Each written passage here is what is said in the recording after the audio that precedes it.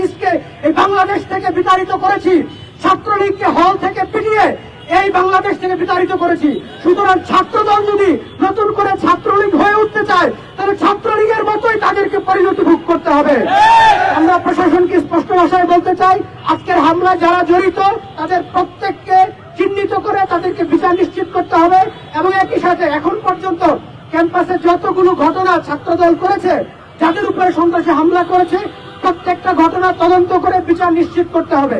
এবার আমি আমার কথা এখানে শেষ করছি। গুন্ডা দলের ঠিকানা এই ক্যাম্পাসে হবে না। সংগ্রামী উপস্থিতি, এ পর্যায়ে বক্তব্য নিয়ে আসছেন ইসলামী ছাত্র শিবিরের আন্তর্জাতিক সম্পাদক, ডাকসুর ছাত্র পরিবহন সম্পাদক আসিফ আব্দুল্লাহ। বিসমিল্লাহির রহমানির রহিম।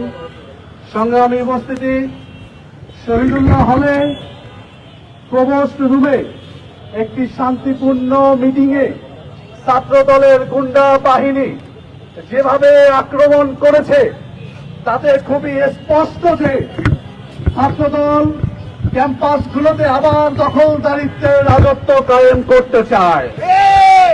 ছাত্রদল আসলে খুবই কষ্টে আছে যখন তারা দেখছে বিএনপি ক্ষমতায় থাকার পরেও তারা ক্যাম্পাসে গণরুম কায়েম করতে পারছে না, যখন তারা দেখছে ডাকসুতে তারা কোনো অবস্থান নিজেদের ধরে রাখতে পারেনি, ডাকসু সহ হল সংসদে তারা শিক্ষার্থীদের ম্যান্ডেট নিয়ে কোনো পদ পায়নি। এরপরেও যখন তারা দল ক্ষমতায় থাকার পরেও যখন তারা শিক্ষার্থীদের ম্যান্ডেট পেতে ব্যর্থ হয়েছে, তখন তারা তাদের সন্ত্রাসী কার্যক্রমকে আর থামিয়ে রাখতে পারছে না। আমরা স্পষ্ট করে বলে দিতে চাই, ছাত্র দলের শহীদুল্লাহ হলের সদস্য সচিব জুনায়েদ আবরার শাহবাগ থানায় ডাকসু হল সংসদ এবং সাংবাদিকদের উপর হামলার নেতৃত্ব দিয়েছিল। সেই হামলার তদন্ত রিপোর্ট বের হয়নি, কোন ধরনের ব্যবস্থা না নেওয়ার কারণে এরা লাগাম ছাড়া হয়ে গেছে। এই ছেলেরাই আবার নতুন করে শিক্ষার্থীদের উপর, ইসলামী ছাত্র শিবির সহ হল সংসদের নেতৃবৃন্দের উপর হামলা করার সাহস করছে। আমরা বিশ্ববিদ্যালয় প্রশাসনকে স্পষ্ট করে বলতে চাই, যদি দলীয় গোলামির বাইরে আপনারা যেতে না পারেন, যদি এই ঘটনার সুষ্ঠু তদন্ত করে বিচারের আওতায় নিয়ে আসতে না পারেন, পিসি প্রক্টরকে অনতি বিলম্বে পদত্যাগ করতে হবে।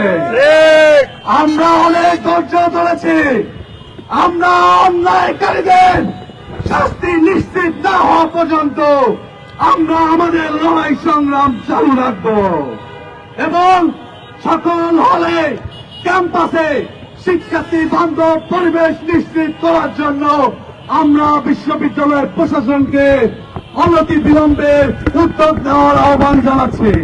এবং আপনারা জানেন, শহীদুল্লাহ হলের প্রবেশ যখন ছাত্রলীগের এই হামলা তিনি নিবৃত্ত করতে পারলেন না, তার ছাত্র দলের এই হামলা নিবৃত্ত করতে পারলেন না, সেই সময় উনি নিজের দায় স্বীকার করে উনি পদত্যাগ করতে বাধ্য হয়েছেন। আমরা স্পষ্ট করে বলতে চাই, পিসি প্রক্টরকে অনতি বিলম্বে এই ঘটনা সুষ্ঠু তদন্ত করে দোষীদের আইনের আওতায় নিয়ে আসতে হবে। সে পর্যন্ত সকল সাধারণ শিক্ষার্থী সহ সকল দল সকলকে সন্ত্রাসীদের বিরুদ্ধে ঐক্যবদ্ধ থেকে রাজপথে লড়াই করার জন্য প্রস্তুত থাকার আহ্বান জানিয়ে আমার কথা এখানে শেষ করছি।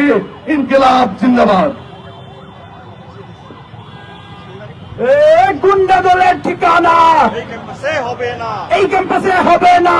গুন্ডা দলের ঠিকানা। সংগ্রামী উপস্থিতি, এ পর্যায়ে বক্তব্য নিয়ে আসছেন ইসলামী ছাত্র শিবির ঢাকা বিশ্ববিদ্যালয়ের সম্মানিত সভাপতি ডাকসুর এজিএস মোহাম্মদ মহিউদ্দিন খান। আউযু বিল্লাহি মিনাশ শাইতানির রাজিম।